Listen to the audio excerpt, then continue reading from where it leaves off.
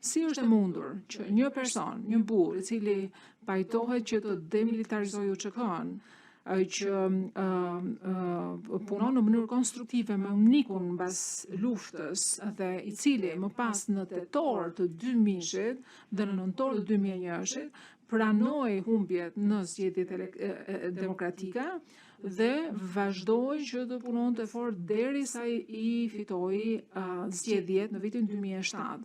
Kështu që si mundet që një person i tillë të duket një person që mundohej që kishte kontroll dhe fitonte kontroll mbi Kosovën. Ne themi që ky nuk është rasti dhe mendojmë që ZPS-ja nuk është bindse në atë çfarë thotë dhe nuk ka pikë dëshmie dhe prove për argumentet e veta. ZPS-ja nuk ka vërtetuar për te dyshimit arsyeshëm se tha që ka përdorur qeverinë e përkohshme që të realizonte plan e përbashkët kriminal të pretenduar.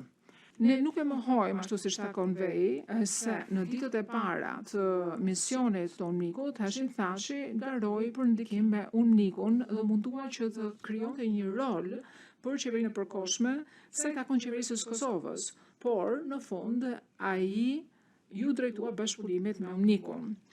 Është e rëndësishme gjithashtu që të kujtohet që të paktën ka pasur 3 qeveri në thonjza në Kosovë në ato kohë. Ishte qeveria e përkohshme e Kosovës, qeveria e Bukoshit dhe ishte zyra e qeverisë serbe ose jugoslave në Prishtinë.